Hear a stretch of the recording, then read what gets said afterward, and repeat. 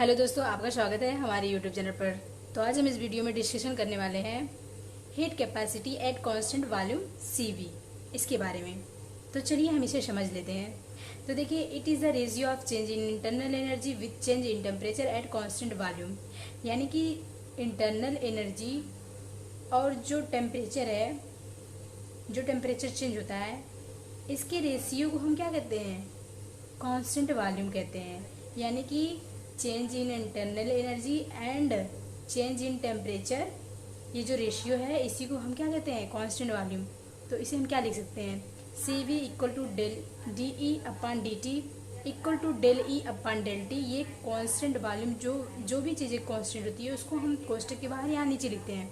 ये चीज़ हमें ध्यान देना है, ठीक। अब देखिए, ये TGT में पूछा जा चुका है, तो ये हमें याद होना चाहिए। ये बहुत ही इंपॉर्टेंट इक्वेशन है। अब देखिए अगला क्या है? But kinetic energy of gas E equal to N/2 RT इसके बराबर होता है। यानी कि काइनेटिक एनर्जी किसी गैस का N/2 RT के बराबर होता है। Where N equal to degree of freedom. तो यहाँ पे N क्या है? N जो है डिग्री ऑफ फ्रीडम है। यानी कि N जो है यहाँ पे डिग्री ऑफ फ्रीडम है। तो CV equal to D upon DT N/2 into RT। अब यहाँ पे CV इक्वल टू N/2 और DT अपॉन DT। ये जो DT अपॉन DT है, इसकी जो वैल्यू होगी वह 1 के बराबर होगी। तो हमें क्या मिलेगा? CV equal to N/2 R। यानी कि ये देखिए पीसीएस 198 में और 2000 में पूछा जा चुका है। तो CV equal to N/2 R के बराबर होता है। अब हम आगे देखते हैं heat capacity of constant pressure. यानी कि यहाँ पे हम कांस्टेंट प्रेशर के बेस पे देखेंगे कि हीट कैपेसिटी क्या होती है।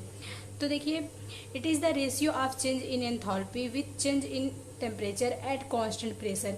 यानी कि यहाँ पे जो चेंज इन एंथैल्पी है और जो चेंज इन टेम्परेचर है, इनका जो रेशियो होता है यह कांस्टेंट प्रेशर के बराबर होता है। यानी कि कांस्टेंट प्रेशर पे होता है, तो इसे ही हम क्या कहते हैं? CP। तो CP इक्वल टू क्या हो गया यहाँ पे हमारा? DH upon DT equal to del H upon del T at constant pressure. अब इसे हम और क्या लिख सकते हैं? ये देखिए, ये जो DH अपॉन DT है, इसको हम CV लिख सकते हैं। तो देखिए यहाँ पे ये किसके बराबर होता है? CP minus CV equal to R। तो ये CP equal to R plus CV, CP equal to R plus N/2 R। अब ये क्या हो जाएगा? CP equal to R 1 plus N/2। यानी कि ये किसके बराबर होता है? CP जो होता है R प्लस, यानी कि R कोष्टक में 1 प्लस N/2 के बराबर होता है, ठीक। अब देखिए यहाँ पे क्या होगा?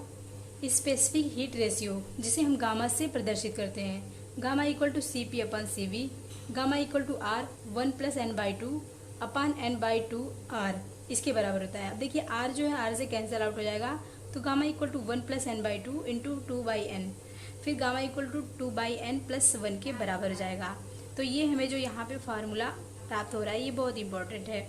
तो gamma equal to CP upon CV के बराबर होता है, जिसे हम equal to DH upon DE भी लिख सकते हैं, या फिर 2 अपॉन N प्लस 1 भी लिख सकते हैं। तो गामा इक्वल टू, यदि हमें किसी भी क्वेश्चन में ये तीनों जो पॉइंट दिए रहेंगे, यानी कि CP अपॉन CV या फिर DH अपॉन DE या फिर 2/N प्लस 1, ये गामा के ही बराबर होता है। तो ये इंपॉर्टेंट पॉइंट है, ये हमें याद होना चाहिए। अब देखिए, ये पीसीएस 2003 में और GRC 2017 में पूछा जा चुका है, ठीक। अब देखिए, gamma equal to CP upon CV equal to CV plus R upon CV, इस तरीके से भी हम लिख सकते हैं। Equal to CV upon CV plus R upon CV equal to 1 plus R upon CV के बराबर होता है। यानी कि 1 प्लस R अपॉन CV। अब देखिए, पीसीएस 2003 में पूछा जा चुका है, तो ये भी हमें याद होना चाहिए कि 1 प्लस R अपॉन CV के बराबर होता है गामा, ठीक। अब देखिए, CP upon CV equal to DH upon DE equal to gamma. ये क्या होता है? This relation does not involve temperature, thus specific heat ratio does not depend on temperature. यानी कि ये जो रिलेशन होता है, इसमें टेम्परेचर इन्वॉल्व नहीं है, ठीक। इसमें टेम्परेचर इन्वॉल्व नहीं है। ये स्पेसिफिक हीट रेशियो जो होता है, यानी कि यह टेम्परेचर पे डिपेंड नहीं करता है। यानी कि इस इक्वेशन में टेम्परेचर इन्वॉल्व नहीं है, इसका मतलब यही निकलता है कि स्पेसिफिक हीट रेशियो में टेम्परेचर डिपेंड नहीं करता है। अब देखिए, GRC 2017 में पूछा जा चुका है। अब देखिए, इसे हम और क्या लिख सकते हैं? CP upon CV equal to N/2 plus 1 upon, ये इंटू R रहेगा, अपान N/2 R। यानी कि CP और CV की वैल्यू हमें रख देनी है। जो Cp इक्वल टू ये होता है और Cv इक्वल टू n/2r होता है। तो इन वैल्यू को यदि हम रखेंगे तो n/2 + 1 2/n, फिर ये क्या हो जाएगा n/2 into 2/n plus 2/n equal to 1 + 2/n के बराबर होता है। अब देखिए इसे हम और क्या लिख सकते हैं, Cv यानी कि Cp/Cv इक्वल टू 1 + 2/n के बराबर हो जाएगा। तो ये बहुत ही इम्पॉर्टेंट इक्वेशन है, तो ये हमें याद होना चाहिए कि Cp/Cv बराबर क्या होता है, 1 + 2/n के बराबर होता है। ठीक,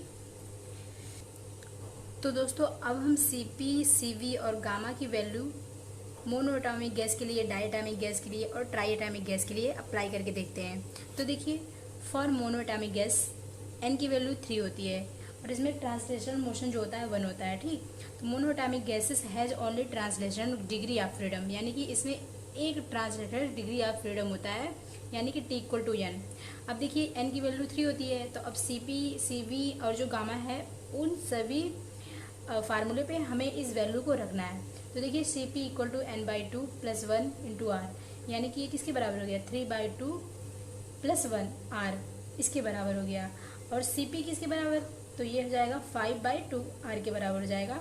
और ये TGT 2003 PCS 1996 में पूछा जा चुका है, तो बहुत इंपॉर्टेंट है कि मोनो एटॉमिक गैस के लिए Cp की वैल्यू क्या होगी, तो 5/2 r होगी। ठीक, अब Cv का क्या होगा, Cv का वही होगा, यानी कि n की वैल्यू हमें रख देनी है, यानी कि n/2 r, यानी कि Cv इक्वल टू 3/2 r। अब TGT 2004 PCS 2004 में पूछा जा चुका है। ठीक, अब देखिए gamma equal to 1 + 2/n, 1 + 2/n के बराबर होता है। और फिर gamma equal to 5/3 equal to 1.66 के बराबर होता है, यानी कि गामा की वैल्यू 1.66 के बराबर होता है। और फिर अगला क्या है, देखिए फॉर डायटोमिक गैस के लिए क्या होता है, n की वैल्यू 5 होती है। इसमें ट्रांसलेशनल मोशन जो होता है, डिग्री ऑफ फ्रीडम जो होता है वो 3 होता है, और रोटेशनल डिग्री ऑफ फ्रीडम जो होता है वो 2 होता है। तो diatomic gases has 3 translational degree of freedom and 2 rotational degree of freedom. Okay, अब देखिए Cv, यानी कि जो Cv है उसका जो मान होता है n/2 इंटू r होता है। n की जगह पे हम 5 रख देंगे, तो 5/2 इंटू r ये हो गया Cv डायटोमिक गैस के लिए। Cp की वैल्यू क्या होगी, n/2 + 1 r, यानी कि n की जगह पे 5 रखेंगे, तो 5/2 + 1 into r equal to 7/2 r के बराबर हो जाएगा। ठीक, अब गामा की वैल्यू ऐसे हम निकाल लेते हैं, तो गामा की वैल्यू क्या होती है, यहाँ पे 2/n + 1 ये होता है। तो अब हम n की जगह पे 5 रख देंगे, equal to 2/5 + 1 equal to 7/5 equal to 1.40, यानी कि 1.40 के बराबर होता है। अब देखिए हम ट्राई एटॉमिक गैस के लिए देख लेते हैं। तो ट्राई एटॉमिक गैस के लिए n की वैल्यू क्या होती है, 6 होती है, यानी कि n इक्वल टू 6 होता है। अब यहाँ पे ट्रांसलेशनल डिग्री ऑफ फ्रीडम जो होता है 3 होता है, और रोटेशनल डिग्री ऑफ फ्रीडम भी 3 होता है। तो Cv equal to n/2 r into 6/2 हो जाएगा, यहाँ पे n की जगह पे हम 6 रखेंगे। ठीक, तो 6/2 r इंटू 3r हो जाएगा ट्राई एटॉमिक गैस के लिए। और फिर अगला जो है Cp की वैल्यू n/2 + 1, इसमें हम n की वैल्यू रखेंगे, ये इंटू r है, इक्वल टू 6/2 + 1 इंटू r, यानी कि ये हो जाएगा इक्वल टू 4r के बराबर हो जाएगा। ठीक, अब अगला क्या है, अगला देखिए जो है गामा, यानी कि गामा की वैल्यू हम निकालते हैं। तो गामा का मान यही होता है 2/n + 1, n की जगह पे 6 रखेंगे, यानी कि 2/6 + 1, यानी कि ये किसके बराबर हो जाएगा, 8/6 के। अब जब इसको सॉल्व करेंगे हम तो ये मिल जाएगा 1.33 के। तो ये दोस्तों बहुत ही इंपॉर्टेंट है, यानी कि देखिए यहाँ पे मोनोएटॉमिक गैस का जो Cp का वैल्यू है यह हो जाएगा 5/2 r के बराबर, Cv जो हो जाएगा यह हो जाएगा 3/2 r के बराबर, गामा जो हो जाएगा यह हो जाएगा 1.66, और डायटोमिक गैस के लिए n की वैल्यू 5 है, तो Cv की वैल्यू 5/2 r, Cp की वैल्यू 7/2 r, और गामा की वैल्यू जो हो जाएगी 7/5 इक्वल टू, यानी कि 1.40 के बराबर हो जाएगा। ऐसे ही ट्राइएटॉमिक गैस के लिए n की वैल्यू 6 है, तो Cv की वैल्यू 3r, Cp की वैल्यू 4r, और गामा की वैल्यू 1.33 के बराबर हो जाएगा। ठीक, तो दोस्तों इन सारी वैल्यूज़ को हमें याद रखना है, क्योंकि ये बहुत इंपॉर्टेंट है और टीजीटी, पीजीटी, पीसीएस सारे एग्जाम में ये सब पूछे जाते हैं। और एक पॉइंट यहाँ पे मैं आपको और बता देना चाहती हूँ, देखिए ये जो है मालिक्यूलर वेट, यानी कि जो मालिक्यूलर वेट ऑफ गैस होता है यह एटॉमिक वेट इनटू एटॉमिसिटी के मल्टीप्लाई के बराबर होता है, यानी कि टीजीटी 2003 में ये भी पूछा जा चुका है, तो ये बहुत इंपॉर्टेंट है। यानी कि molecular weight of gas equal to atomic weight into atomicity. तो आशा करती हूँ दोस्तों आपको स्पेसिफिक हीट रेशियो के बारे में अच्छे से समझ में आ गया होगा। तो मिलेंगे नेक्स्ट वीडियो में, तब तक के लिए आप लोग पढ़ते रहिए और अपना ख्याल रखिए।